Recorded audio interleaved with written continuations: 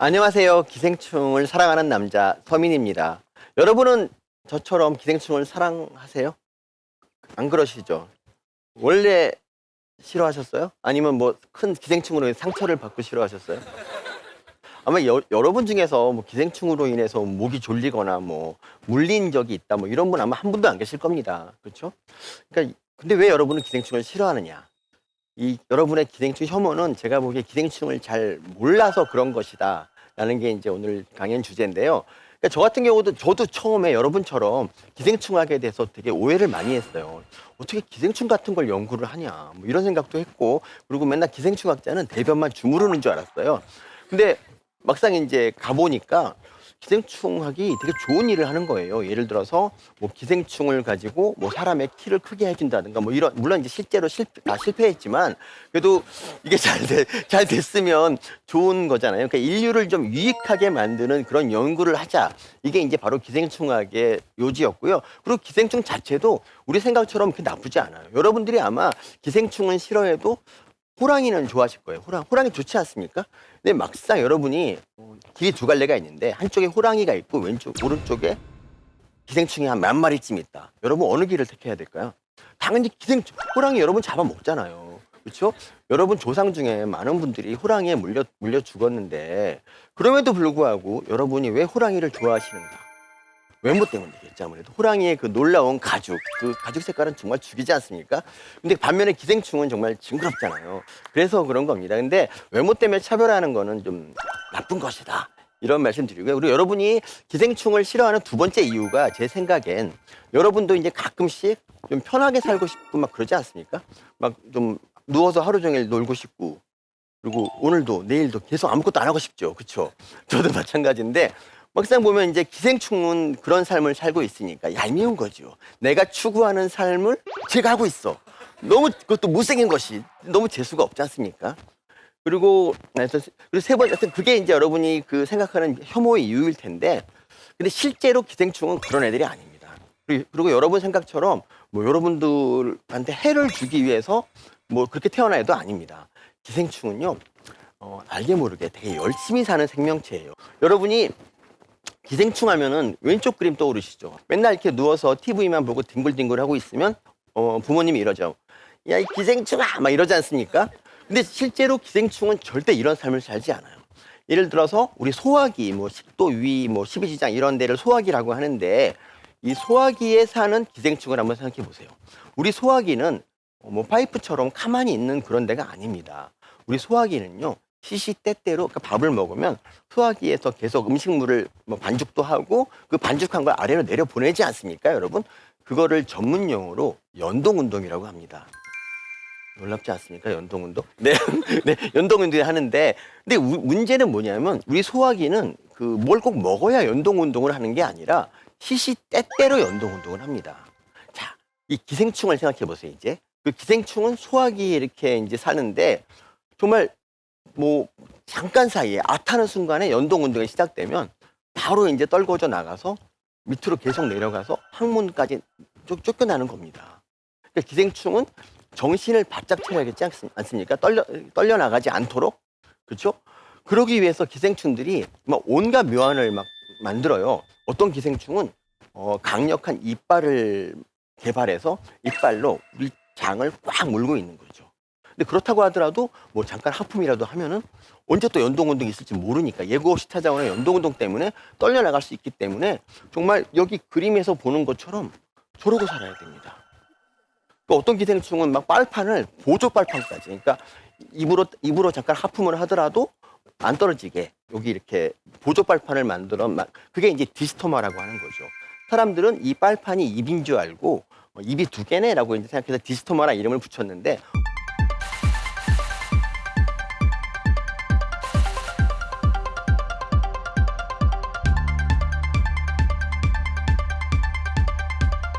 그것이 전부 다 이렇게 떨려나가지 않고 매달려 있으려고 처절하게 노력한 결과라는 거죠. 감동적이죠, 그렇죠?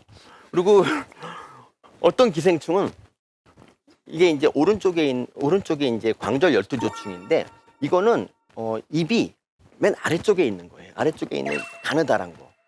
그 가느다란 걸 확대하면 왼쪽처럼 됩니다. 저렇게 머리에 있는 홈으로 우리 몸에 매달려서 살아갑니다. 저 가냘픈 머리로 이 거대한 한 5m가 넘는 그런 몸집을 유지하려면, 매달리게 하려면 정말 힘들지 않겠습니까, 여러분? 여러분 생각해봐요. 요만한 것이 그 밑에 5m짜리가 매달려 있어 봐. 너무 힘들잖아요, 그렇죠? 이러고 살아가는 애들입니다. 여러분 생각에는 뭐 한 번 놓치면 어때? 다시 잡으면 되지라고 생각하시는 분 계시겠죠? 그렇지 않습니다. 우리 몸은 정말 까다로운 거예요. 그러니까 점액이 흘러서 한 번 놓치면 다시 잡기가 참 어려워요. 그래서 절대 놓치지 말아야 된다는 생각을 갖고 있는 애들이 바로 기생충이라는 거죠. 그리고 그러니까 굉장히 척박한 환경인데 기생충을 괴롭게 하는 건 이것만이 아닙니다. 굉장히 깜깜하고 그래서 이제 인생에 재미가 없잖아요. 뭔 재미가 있겠어, 걔네들. 여러분이야 뭐 TV 볼까? 스마트폰 할까? 놀러 나갈까? 기생충은요 계속 우리 몸에서 깜깜한 어둠과 싸워야 됩니다. 그러다 보니까 시력도 없어져서 TV가 있어도 이제 보지 못하는 상태가 됐죠. 얼마나 슬픕니까? 무슨 낙이 없잖아. 그래서 기생충이 유일하게 이제 낙이라고 하는 거는 짝짓기하고 알락기 이거밖에 없는 거예요. 이걸 보고 이제 음란하다고 하실 분도 계시겠지만 아니 뭐 그럼 뭐 합니까? 기생충끼리 할 게 없잖아요. 그래서 맨날 주로 이제 추구하는 게 짝짓기와 알락기. 그래서 기생충의 소박한 목표는 이거예요. 이 지구상에 있는 모든 사람의 몸에 내 자식들을 집어넣자. 이런 소박한 목표를 가지고 살아가는 그런 애들이 바로 기생충입니다. 근데 이 기생충이 어둠 말고 또 어려운 게 뭐냐면 요즘 현대인들은요 밥을 세 끼를 잘 안 먹어요. 여러분도 아마 세 끼 다 드시는 분 별로 안 계시잖아요. 그렇죠? 기생충으로서는 좀 이해가 안 가는 거죠. 그러니까 여러분들이야 뭐 밥을 일부러 굶으니까 뭐 그렇다 쳐도 이 속에 있는 기생충은 얘가 왜 밥을 안 먹지라고 생각을 하고 모르면서 굶는 거는 더 배고파요. 여러분처럼 일부러 단식을 하는 것과 달리 밥이 언제 올까 막 불안하고 막 이런 생각 들지 않겠습니까? 그러니까 여러분 괜히 굶지 마세요. 밥을 제때 먹어야 됩니다. 그리고 기생충이 제일 두려워하는 건 뭘까요? 구충제일까요? 구충제? 물론 구충제도 굉장히 두렵죠. 하지만 더 두려운 게 뭐냐면 설사예요, 설사. 이 설사라는 건 뭐냐? 이 장운동이 엄청나게 활발하게 일어나는 게 설사죠. 평소보다 몇백 배 더 심하게 장운동이 일어나는 겁니다. 그리고 거기에 더해서 물까지 막 쏟아집니다. 이 연약한 기생충이 얼마나 오래 버틸 수 있을까요? 그 설사에. 여러분 혹시 해운대라는 영화 보셨어요? 1000만 명이 본 그 해운대.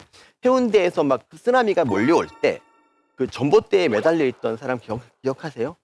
계속 붙잡고 있다가 안 되겠다 간다 하고 가는 거잖아요.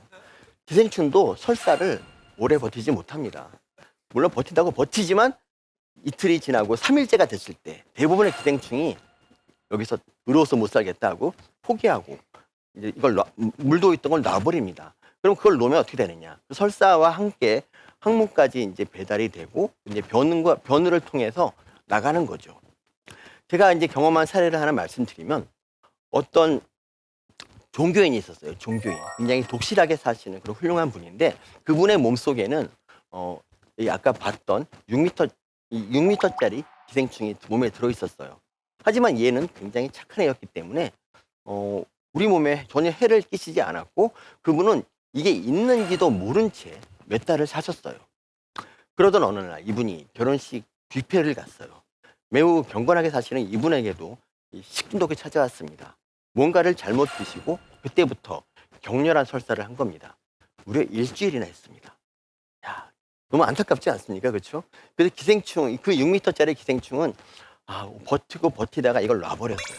하지만 이 6m짜리가 덩치가 너무 크다 보니까 이것이 바로 이렇게 하루 만에 이렇게 항문까지 가지 못하고 오랜 기간에 걸쳐서 왜냐하면 여기 있던 것이 이렇게 올라와서 이렇게 내려가야 되거든요. 그래서 한 일주일쯤 후에야 이제 항문 위에 직장이라고 있어요. 여러분 다니는 직장 말고 직장이라는 그런 장이 이런 유머 좋아하세요? 그런 장이 있는데 직장이 이제 6m짜리가 도달한 거죠. 우리 몸은 그래요. 직장에 뭐가 차 있으면 그게 변이든 아니든 뭐만 차 있으면 그 변을 보고 싶은 마음이 들어요. 이분도 그랬습니다. 그때는 일주일쯤 지난 뒤, 그때는 설사도 이미 멎은 뒤라서 이제 가벼운 마음으로 화장실에 갔어요. 힘을 줬지만 변은 나오지 않았습니다. 왜 그러지? 그냥 안 나왔나 하고 바지를 입으려고 그랬는데 그때 이제 이상하게 항문에 뭔가가 걸린 느낌이 들었어요. 그래서 떨리는 손으로 한번 이렇게 손을 뻗어봤더니 뭔가 축축한 게 만져지는 거예요. 보통 사람 같으면 기절했죠. 그렇죠? 여러분 같으면 기절하지 않겠습니까? 항문에 뭐가 매달려 있는데. 근데 이분은 독실한 종교인이었잖아요. 그렇기 때문에 여기서 냉철한 판단을 합니다. 이거를 내가 확 잡아당기면 중간에 끊어질 수가 있다. 그러면 다시는 찾을 수가 없을 것이다. 놀라운 생각 아닙니까? 물론 이 생각은 잘못된 생각이에요. 그냥 확 잡고 빼도 됩니다. 하지만 이분은 그런 생각에 한 5분에 걸쳐서 정말 이렇게 이걸 빼내고 서서히 빼냈어요. 빼내고 나서 이분이 길이를 쟀습니다. 3m였어요, 3m. 아까 제가 6m라 그랬는데 왜 3m가 됐을까? 격렬한 설사의 와중에 허리가 두동강 난 겁니다.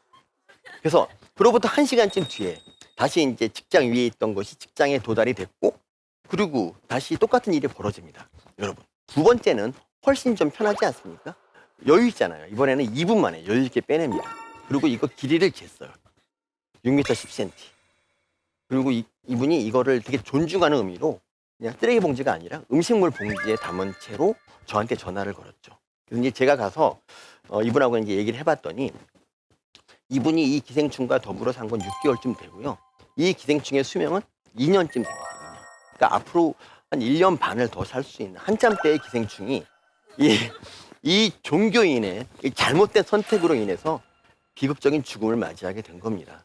그러니까 사람으로 따지면 이 쓰나미에 해당하는 이 설사 이런 일이 계속 벌어지고, 그렇기 때문에 기생충으로 사는 거는 정말 하루도 편한 날이 없는 게 바로 그 기생충입니다. 자, 이런 조신한, 그러니까 이렇게 환경이 척박하다 그러면 어떻게 해야 되니까, 여러분 같으면? 여러분 환경이 척박할 때 어떻게 합니까? 예를 들어 우리가 이제 예전에 뭐 자연재해가 끊임없이 발생하는 지역 같은 경우에는 우리가 신한테 막 뭐 재물을 바치고 막 빌고 그랬지 않습니까? 그런 것처럼 기생충도 뭔가를 바치고 싶은데 바칠 게 없기 때문에 굉장히 조신하게 살아요. 그러니까 이분이 6개월 동안 왜 증상이 없었냐? 기생충이 원래 조신하게 살기 때문입니다. 그러니까 기생충에 걸린 뭐 회충에 걸리고 뭐 걸리고, 그러니까 이번에 그 북한군 오하사 같은 분도 회충 50마리가 있었는데 무사히는 아니고 총 맞으면서 탈출했지 않습니까? 그 비결이 뭐냐면 이 회충 50마리는 이분의 그 기동력에 전혀 해를 끼치지 않습니다. 이게 바로 기생충입니다. 굉장히 조신하게 참 착하게 사는 애들이고요. 그래서 다들 이렇게 말해요. 그러니까 이 6m짜리 기생충의 가장 큰 증상이 뭐냐? 뭐 복통, 설사 모두 아닙니다. 이 기생충을 빼줬을 때 내 몸에 이런 게 있었다니 하고 기절하고 일주일 동안 밥을 못 먹고, 그러니까 모든 증상은 밥을 먹고 이 기생충을 빼고 난 다음에 생기는 것이지 몸에 있을 때는 별 증상이 없어요. 근데 이것이 물론 이제 이 기생충이 뭐 착해서 그런 것도 있지만 이게 사실 기생충 본인에게도 굉장히 유리한 거예요. 예를 들어서 뭐 그런 건 없지만 시금치를 먹고 이제 걸리는 기생충이 있다고 쳐봐요. 그럼 여러분이 시금치를 먹을 때마다 그 기생충에 걸려서 막 배가 막 끊어질 듯이 아프고 심지어 죽기도 한단 말이죠. 그럼 여러분은 시금치를 아마 안 먹을 거예요. 그렇죠? 그러면 이 시금치에 있는 기생충이 여러분한테 전달될 확률이 없어지죠. 그러니까 이거는 사람만을 위한 게 아니라 기생충 본인을 위한 것도 있는 거죠. 어쨌든 결과적으로 착하다는 거고요. 두 번째로 기생충이 좀 되게 잘하는 거는 이 환경이 되게 척박할 때, 그러니까 사람 같으면은 뭐 홍수가 많이 나면 댐을 만들어서 뭔가 대비하고 이런 식으로 뭐 하기도 하지만, 뭐 나무 같은 거를 베지 않는 식으로 뭐 있지 않습니까? 그 산림 녹화를 하면 홍수가 좀 줄어들잖아요. 이런 것처럼 뭔가 좀 이렇게 환경 친화적인 일을 하면서 뭔가 좀 분노를 좀 달래려고 하고 그러지 않습니까? 기생충도 마찬가지예요. 기생충은 처음에 이제 우리 몸에 들어와서 알의 형태로 들어와서 알에서 딱 나와서 유충이 된단 말이죠. 이렇게 유충이 딱 되면은 이런 겁니다. 이런 거. 알에서 딱 나와서 유충이 되면은 지금 보시면 조그만 그런 것들이 다 면역세포인데 이 면역세포들이 우르르 공격을 해요. 와, 기생충이다 하고 이제 달려들어요. 저렇게 까맣게 공격을 하는데 문제는 공격을 해봤자 별 소용이 없습니다. 기생충은 크기에서 워낙 넘사라서 상대가 안 돼요. 어차피 죽진 안 돼. 근데 귀찮죠. 그러니까 기생충 입장에서는 그래요. 아, 조그만 것들이 계속 오네요. 저리 가 하면 가고 다시 또 오고. 근데 이거는 누구에게도 이로운 싸움이 아닙니다. 왜냐? 면역세포는 어차피 기생충을 이길 수 없고 기생충 또한 면역세포가 달려들어서 좋을 게 없습니다. 그리고 더 큰 게 뭐냐면 우리 숙주세포 또한 그렇다는 거죠. 이 둘이서 이렇게 싸우고 있잖아요. 이거를 전문용어로 뭐라고 하냐면 염증이라고 합니다. 염증이 생기면 숙주가 여기가 아파요. 염증이 일어난 부위가 아프고 열이 나고 막 머리 뭐 두통 같은 것도 나고 막 그렇지 않습니까? 빨갛게 되고 뭐 이렇게 여러 가지 좋지 않습니다. 그래서 이 지긋지긋한 누구에게도 이로움을 주지 않는 이 싸움을 종식하기 위해서 기생충이 꾀를 냅니다. 면역세포한테 말을 하죠. 야, 면역세포, 나는 기생충인데 어차피 너는 숙주를 지키는 거잖아. 근데 네가 하는 행동은 숙주에게 이롭지 않아. 우리 그러지 말고 싸우지 말고 그냥 평화롭게 지내자. 이런 얘기를 합니다. 근데 면역세포가 듣고 보니까 이보다 더 멋진 제안이 없는 거예요. 어차피 자기도 싸우기 싫었거든요. 그래서 둘이 악수를 하고 타협이 이루어집니다. 그래서 어떻게 되느냐. 기생충이 감염되면 면역이 좀 약화돼요. 약간. 약화되면서 서로 간에 전쟁이 없어지고 전쟁이 없으면 우리 숙주가 기생충이 있어도 해가 없는 거예요. 어떤 기생충은요. 이런 것도 있어요. 숙주한테 야, 나 그냥 방 하나 만들어줄래? 이러면 정말 멋진 방을 만들어주고 그 안에 기생충이 그 안에 들어가 살고 그리고 막 우리 숙주세포들이 막 배변도 치워주고 막 이런 일도 합니다. 근데 싸우는 것보다는 이게 훨씬 더 좋은 거잖아요. 이런 능력 때문에 기생충이 미래의 희망으로 불리고 있습니다. 이게 무슨 말이냐? 사실 여러분은 90년대 이후생이라서 잘 모르시겠지만 여러분 혹시 이 중에서 알레르기를 한번 알아보신 분 있어요? 알레르기를 한 번이라도 알아봤거나 아무도 없어? 이러면 안 되는데 지금 알레르기를 알아보지 못해도 들어는 본 사람이라도 있어요? 네, 감사합니다. 정말 알레르기 알아보셨죠? 제가 살던 80년대만 해도 알레르기 같은 건 거의 없었어요. 우리나라에서 알레르기 가진 사람이 많지 않았고 저는 그때 알러지성 비염이라는 치명적인 병을 앓고 있었는데 다들 저한테 이랬어요. 아, 민희는 알레르기니까 집에 일찍 가. 민희는 알레르기니까 청소하지 마. 이런 식으로 알레르기 환자를 배려해 줬어요. 80년대까지만 해도. 근데 90년대가 되니까 어떻게 됐느냐. 나 알레르기인데 집에 일찍 가면 안 될까? 그러면 너만 알레르기야? 나도 알레르기야 라고 하는 애들이 많이 늘어났어요. 그러니까 우리 사회에 아토피, 천식, 알러지성 비염 같은 그런 알러지성 질환들이 90년대에 급격하게 늘어납니다. 왜 그랬을까요? 기생충이 없기 때문입니다. 이게 그냥 하는 말이 아니라 이 전 세계에서 기생충을 박멸한 모든 나라에서 공통적으로 벌어지는 현상인데 기생충이 그동안 알레르기를 굉장히 억제하는 역할을 했어요. 우리 몸에 있으면서 아무것도 안 한 게 아니라. 알레르기 어떻게 억제하느냐. 알레르기라는 게 그거예요. 뭐 옆자리에서 이제 누가 째려본다. 째려보는데 막 화가 나서 가서 때리는 거. 이런 게 바로 알레르기입니다. 쓸데없이 과민해서 결국 구속되지 않습니까? 그렇게 숙주한테 피해를 입히는 게 바로 알레르기입니다. 근데 이보다 더 심한 게 뭐냐면 여러분 자해공갈단 아시죠? 자해공갈단은 막 차에 뛰어들어서 막 자기 스스로 다치는 걸 말하잖아요. 그런 것처럼 우리 몸에도 자해공갈단 같은 일이 벌어집니다. 그게 뭐냐면 바로 면역질환이에요. 이 면역질환이라는 거는 뭐냐? 우리 면역계가 우리 몸을 공격하는 거예요. 뭐 간을 공격하고 뇌를 공격하고 혈관을 공격하고 막 그래요. 근데 우리 면역계가 공격하는 거에 대해서 누가 막아줄 사람이 없어요. 면역계는 우리를 지키는 군인인데 얘가 우리를 공격하면 누가 막습니까?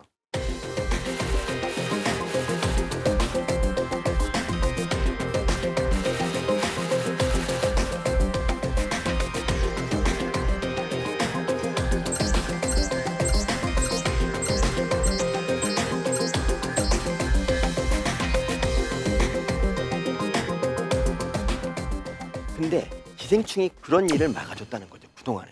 면역계가 좀 삐뚤어지려고 그러면 면역계야. 넌 그런 애가 아니잖아. 하고 서로 달래주면서 나랑 놀자. 이러면서 면역계의 관심을 자기한테 돌리면서 정말 10만 년이 넘도록 우리 기생충이 면역계를 다독거리면서 그 면역질환의 발생을 막아왔던 거죠. 그래서 이런 일이 벌어집니다. 그 기생충이 많은 나라들 있잖아요. 그런 나라들은 면역질환이 별로 없어요. 하지만 기생충이 없는 나라들은 면역질환이 갈수록 늘고 있고요. 우리나라도 90년대 이후부터 면역질환이 급격히 증가하고 있습니다. 그래서 우리가 이제 어떤 생각을 할 수 있죠, 여러분? 정말 이게 기생충이 없어서 그런 거라면 기생충을 넣어주면 되잖아라는 마음에 기생충 알을 환자들한테 먹이거나 아니면 피부로 넣어서 면역 질환을 고치는 그런 연구를 하고 있어요. 그래서 앞으로 먼 미래에는 우리가 일부러 막 기생충에 걸리거나 아니면 뭐 이게 싫으면 기생충에 뭐 단백질 같은 거를 넣어서 우리 면역 질환을 예방하는 그런 시대가 오지 않을까 싶어요. 그러니까 쉽게 말해서 기생충이라는 게 그동안 정말 백해무익하고 이런 줄 알았는데 그게 아닌 거라는 거죠. 그렇죠? 자, 그리고 여러분 한 가지가 이제 더 남았는데 그 기생충이 척박 환경에 산다 그랬잖아요. 그래서 척박 환경에 살면서 이제 그 숙주랑 타협도 하고 조신하게 살고. 근데 이것만 갖고 안 됩니다. 여러분이 정말 척박하게 산다고 할 때 여기서 살려면 어떻게 하는 게 잘 사는 것일까? 내가 먹고 살려면 어떻게 될까? 이런 거 연구하지 않습니까? 기생충도 마찬가지입니다. 근데 기생충은 좀 정말 놀랍게도 더 아주 뛰어난 상상력을 발휘해서 정말 성공적인 삶을 살아요. 맨 위에 있는 것이 바로 연가시입니다. 이 연가시는 어떤 애들이냐? 연가시는 원래 물속에서 자유롭게 살던 애들입니다. 근데 이것이 어떻게 일이 잘못돼서 곤충한테 이제 계속 먹히다 보니까 그 중에 한 마리가 곤충의 기생충이 된 거예요. 그래서 그러니까 물속에 자유생활하던 연가시는 곤충의 몸속에서 곤충의 기생충으로 다시 탄생을 합니다. 근데 하지만 이 새로 탄생한 연가시는 예전의 습성을 버리지 못한 채 물속으로 가야만 짝짓기와 알라키를 할 수 있어요. 지금 저것이 짝짓기를 하는 장면인데 얘네들은 짝짓기를 단체로 하기 때문에 전혀 야하지가 않죠. 그렇죠? 자, 근데 이 연가시가 물속에서 짝짓기를 하니까 곤충의 몸에 있는 연가시는 어쨌든 간에 곤충이 물속으로 가야지 되잖아요. 곤충을 물속으로 가게 해야 그렇지 않습니까? 아닌가요? 예, 그렇다고 해주십시오. 고맙습니다. 예, 이 곤충이 물속으로 가야지 자기가 이제 물 밖으로 나와서 짝짓기를 하고 알라키를 하지 않습니까? 그래서 이 곤충을 물로 보낼 생각을 합니다. 만일 이거를 생각하지 못한다면 이 기생충으로 재탄생한 연가시는 그냥 멸종하는 거예요. 실제로 이제 우리 여러분들 뭐 많이 보셨겠지만 뭐 이렇게 그냥 육지에서 곤충이 죽잖아요. 연가시가 삐져나와서 막 물을 찾다가 슬픈 얼굴로 죽어가는 거 많이 혹시 본 적 있으세요? 그게 만약 정말 그 방법을 찾지 못하면 그렇게 되는데 연가시는 다른 수많은 공룡 같은 그런 애들처럼 멸종하고 싶지 않았어요. 그래서 연가시끼리 모여서 수많은 회의를 하게 됩니다. 곤충을 어떻게 물로 가게 할까? 어떻게 물로 가게 할까요? 학생이 연가시라면. 보기를 줄까요? 1. 짜게 먹인다. 2. 기타. 짜게 먹인다. 근데 이 몸 안에서 짜게 먹이는 거는 참 어렵잖아요. 그래서 연가시는 두 번째 방법을 씁니다. 그게 뭐냐면 곤충으로 하여금 목이 마르게 만드는 거예요. 그러니까 갈증을 유발하는 단백질을 만드는 거죠. 이게 말처럼 쉬운 게 아니죠. 그래서 수많은 연가시가 여기에 대해서 대책을 논의하고 결국 그래서 곤충이 이제 목이 말라서 물로 뛰어드는 일이 벌어집니다. 이거는 분명히 생명의 본성에 완전 어긋나는 일이지 않습니까? 그런데도 이 연가시는 이 일을 해냅니다. 그래서 곤충이 물로 뛰어들면 그 곤충의 항문에서 연가시가 쭉 나오고 자기를 기다리던 짝을 만나서 짝짓기도 하고 알도 낳고. 그래서 지금도 뭐 맑은 물 계곡이나 이런 데를 가면은 연가시가 헤엄치는 그런 모습을 볼 수 있어요. 여러분이 아마 어쩌면 계곡에서 연가시 보신 적이 있는 분도 계실 거예요. 근데 그때는 어머 기생충이 하고 징그럽다라고 생각하셨겠지만 어떻습니까? 지금 제 말을 들으니까 연가시가 좀 기특하지 않습니까? 이 모진 풍랑 속에서 살아남은 이 연가시 막 이뻐해주고 싶지 않으세요? 머리라도 쓰다듬어 주고 싶은데 이 연가시가 어느 쪽이 머리인지 모를 거예요. 그럴 때는 약간 가나다란 쪽이 머리다 싶게 그냥 거기 쓰다듬으시면 되고요. 뭐 연가시와 함께 수영하고 노는 그런 것도 한번 생각해 보시면 되고요. 근데 이 연가시뿐 아니라 지금까지 살아남은 기생충들은 다 이런 식으로 한 방에 있어요. 그렇기 때문에 지금까지 살아남은 겁니다. 그 오른쪽에 있는 저 개구리를 보면 뭔 생각을 합니까, 여러분? 환경오염 생각나지 않으세요?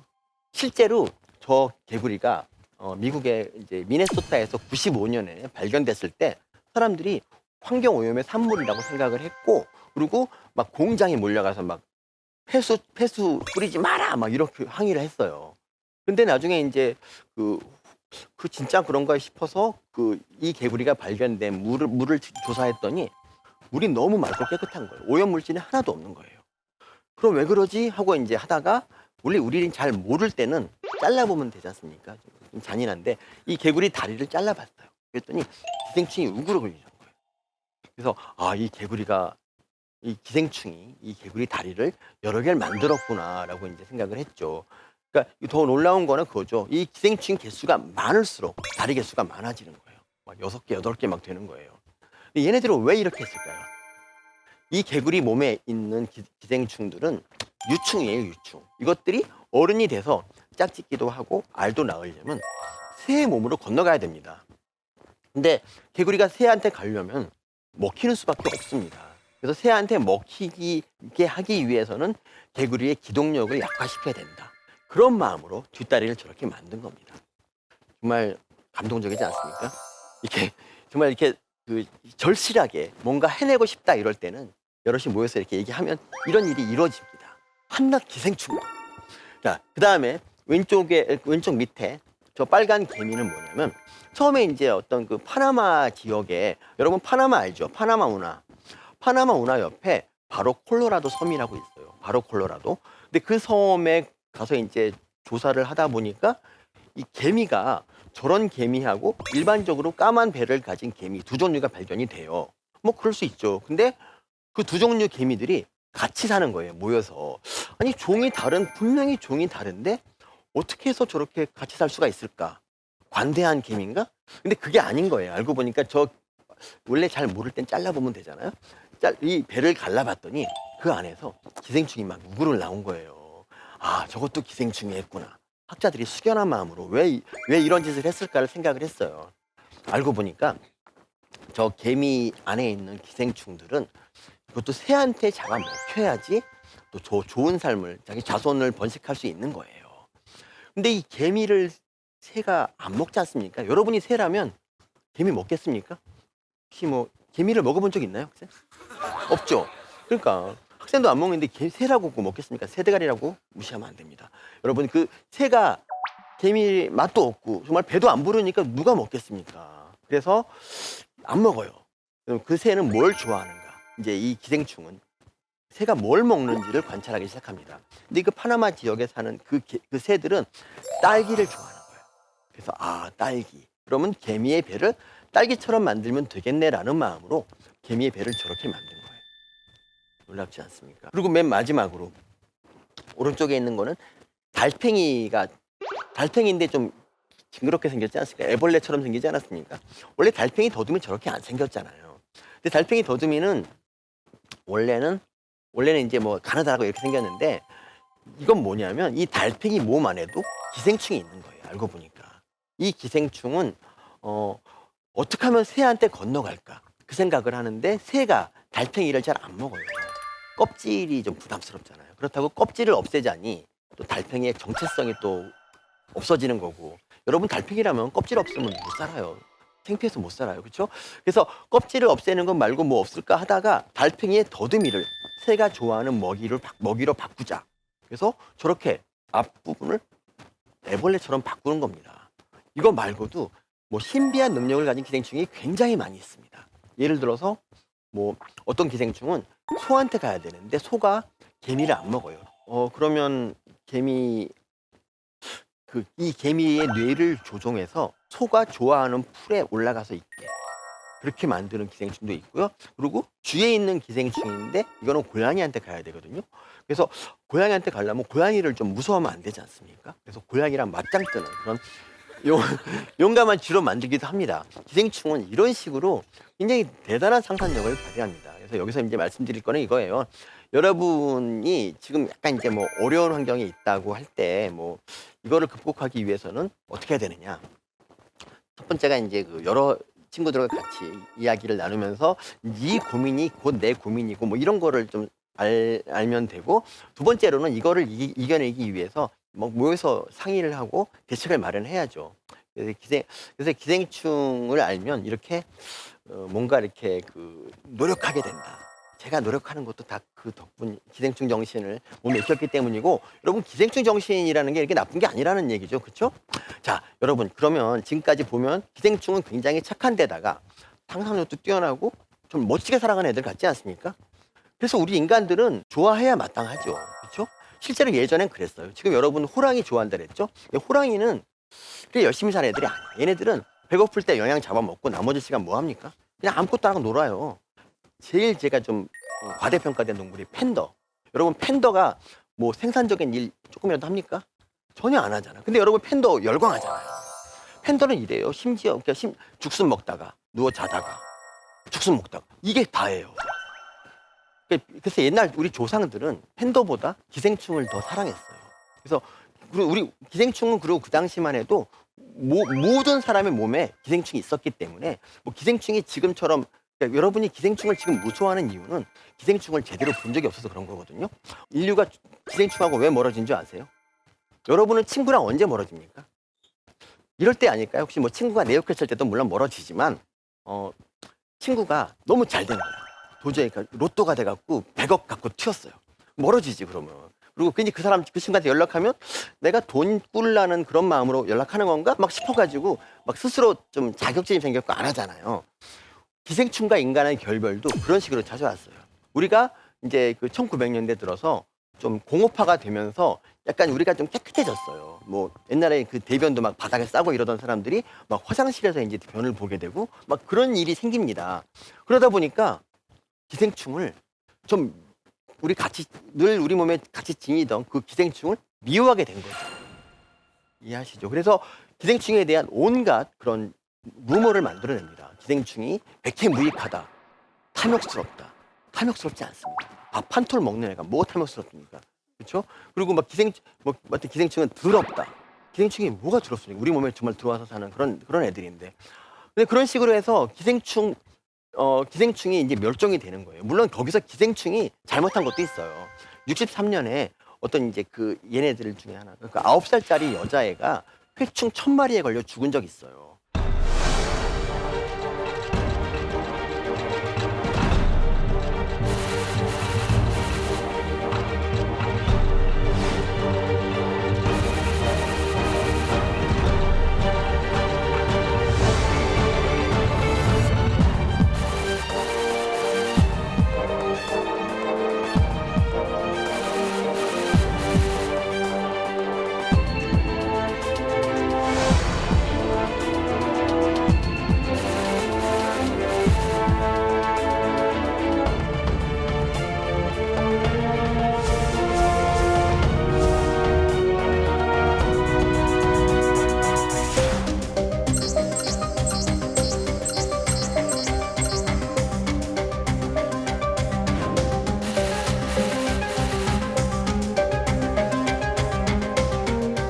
그리고 30년도 안 되는 시간 동안 기생충이 거의 줄어들었단 말이죠. 근데 지금은 정말 기생충이 어쩌다 보면은 너무 이렇게 막 반가울 정도에 이르렀단 말이죠. 여러분들 제가 보기에 100% 기생충에 걸려있지 않습니다. 지금 기생충이 2%의 사람에서 걸려있는데 그분들은 대부분 어떤 사람들이냐. 해안가나 강가에서 물고기를 직접 잡아먹는 분들. 그런 분들이 디시토마에 걸려있고 여러분들은 제가 보기에 기생충 하나도 없어요. 그럼 지금쯤은 이제 기생충의 과거 잘못을 용서하고 뭐 그냥 좀 관대하게 대할 수도 있는 거 아닌가요, 여러분? 근데 이상하게 예전보다 지금이 훨씬 더 기생충을 혐오합니다. 어떤 분은 막 이래요. 항문이 가렵다. 구충제 먹어야 되느냐. 여러분, 항문이 가려운 거의 원인은 90% 이상이 항문을 잘 안 씻기 때문입니다. 근데 그거를 왜 기생충 핑계를 줍니까? 그리고 막 기생충만 나오면 막 거의 경기를 합니다. 어떤 분이 막 그 대변에서 뭐 기생충 나왔다고 딱 가져왔는데 보니까 콩나물이더라고요. 콩나물 줄기. 어떤 분은 막 고구마 줄기 가져오고 막 기생충 비슷한 거 길다란 것만 보면 다 경기를 하고 어떤 분은 그 눈 사진을 올렸어요. 눈 사진. 자기 눈을 이렇게 까다 보니까 눈에 핏줄 있잖아요. 이거 기생충 아니야? 하고 올렸더니 막 다들 나도 기생충 있다고 막 다 난리 난 적이 있어요. 그랬는데 그리고 기생충을 여러분이 욕으로 막 쓰잖아요. 기생충 같은 애 XX야. 이런 식으로 쓰지 않습니까? 이게 저는 이해가 안 가는 거예요. 왜 지금 우리가 기생충을 미워해야 되느냐. 기생충도 없어졌는데. 그리고 과거에 오른쪽과 같은 잘못을 저질렀지만 지금 30년 동안 그렇게 박멸됐으면 이제는 용서해 줄 수도 있는 거 아닌가. 이번에 이제 북한군 오하사 같은 경우가 이제 또 문제인데 북한군이 이제 기생충에 걸렸다는 게 이제 언론 보도에 나타났잖아요. 그럼 여러분이 취해야 될 좋은 태도가 뭡니까? 아, 북한은 참 후진국이구나. 기생충이 저렇게 아직도 많네. 뭐 우리 술이나 한잔 하세요. 뭐 이렇게 끝내야 되는데 사람들이 이래요. 북한군이 기생충이 있어. 그러면 구충제 먹어야겠다. 이해가 안 가는 거죠, 저는. 아니, 북한군이 기생충 걸렸는데 내가 구충제를 왜 먹죠? 한 가지 이제 생각할 수 있는 건 그거죠. 그냥 북한군의 그 고통을 같이 나누기 위해서 구충제를 먹는 것일까?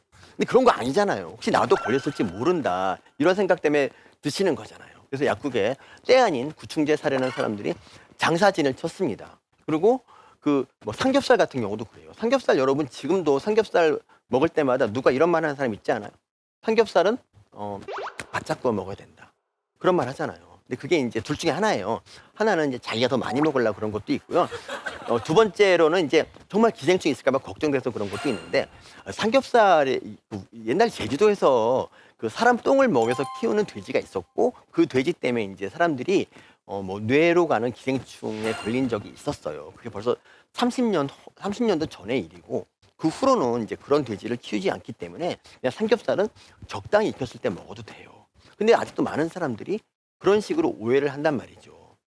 여러분이 이건 전부 다 이건 전적으로 여러분들이 기생충에 대해서 잘 모르고 있기 때문이고요. 그리고 여러분이 이제 뭐 기생충 계속 징그럽다 하는데 자세히 보면은 또 이쁜 구석도 있고 그리고 기생충이라고 해서 똑같이 생긴 거 아닙니다. 다 여러 종류가 있어요. 사람도 그렇지 않습니까? 사람도 뭐 여러 종류 못생긴 사람 잘생긴 사람 있잖아요.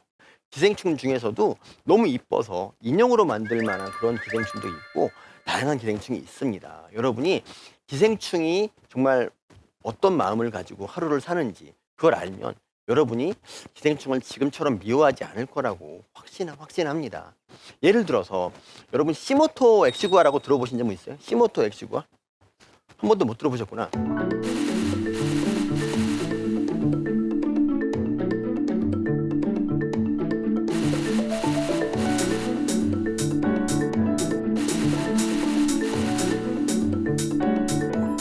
근데 걔가 물고기 혀에 살다 보니까 혀에 있는 피를 좀 빨아먹어요. 먹을 게 없잖아요. 그래서 피를 빨아먹으니까 이제 혀가 썩어서 떨어지게 됩니다. 물고기 혀. 근데 물고기 혀는 어떤 역할을 하느냐? 먹을 게 들어오면 이 혀로 못 나가게 잡아주는 역할을 합니다. 그래서 혀가 없는 물고기는 영양실조에 빠져서 금방 죽어요. 근데 여기서 이 시모토가 굉장한 일을 합니다. 혀를 썩게 만든 거에 대해서 너무 부끄럽고 책임을 통감하기 때문에 그 남은 인생을 시모토는 물고기 혀 노릇을 하며 살아갑니다. 그래서 혀가 떨어졌지만 시모토가 있는 있는 물고기는 영양실조에 빠지지 않습니다, 여러분. 자, 정말 이런 게 말로 진정한 사과 아닙니까? 사과. 우리 사과가 굉장히 드물잖아요. 정말 진정한 말로 하는 사과도 어렵지만 이 사과에는 당연히 행동이 따라야 되는데 그런 면에서 이 시모토는 제대로 된 사과가 드문 이 시대에 정말 한 줄기 촛불이 돼줄 수도 있는데, 그렇죠? 그리고 여러분 요충이라는 기생충 있죠. 요충이라는 기생충도 그게 이제 항문을 좀 가렵게 하거든요. 약간 그게 요충이. 근데 그 항문을 가렵게 하는 이것도 다 나름의 이유가 있어요. 다 이제 왜냐하면 요충은 알을 항문에 낳거든요. 그렇기 때문에 내 자식이 조금 잘 되려면은 사람이 손으로 좀 이렇게 항문을 만져줘야 된단 말이죠. 그래서 항문을 좀 간지럽히게 하려고 항문을 가렵게 하는 물질을 분비하는 거예요. 요충 엄마가. 눈물겨운 모성이 아닙니까? 왜냐면 그래야 사람이 손으로 긁고 이 손에 묻은 알을 사람이 이제 튀김을 먹을 때 딱 입에 가져가면 그럼 내 자식들이 훌륭한 어른으로 자랄 수 있잖아요. 그러니까 요충이 정말 항문을 간지럽히는 거는 이거예요. 내 자식을 부탁한다. 이런 요충의 절규 같은 거죠. 얼마나 아름다운 모성애. 우리가 모성애를 칭찬하면서 요충의 모성애는 비난하면 이게 제대로 된 비판이 아니지 않습니까? 그러니까 이렇게 뭐든지 알면 혐오하지 않게 됩니다, 여러분. 여러분이 기생충을 무조건 미워하고 뭐 기생충은 다 나빠라고 하지 말고 기생충 각각의 그 얽힌 그 아름다운 사연과 그들이 지향하는 소중한 가치들을 생각하시면 기생충을 미워하지 않게 될 것입니다. 여러분이 뭐 지금 뭐 여러 가지 종류의 혐오를 하고 있죠. 뭐 그중에 뭐 하나도 이제 여성 혐오도 그중에 하나라고 생각하는데 뭐 여성 혐오도 있고 외국인 뭐 노동자 혐오도 있고 막 그렇지 않습니까? 하지만 서로 이제 흉금을 터놓고 얘기를 해보면 더 이렇게 내가 너무 혐오하지 않아도 될 거를 혐오했구나라고 생각이 들 거예요. 그러니까 알고 얘기하고 알면 알수록 혐오는 사라집니다. 여러분도 2018년 혐오 없는 세상에서 사시면 좋겠습니다. 이상으로 마치겠습니다.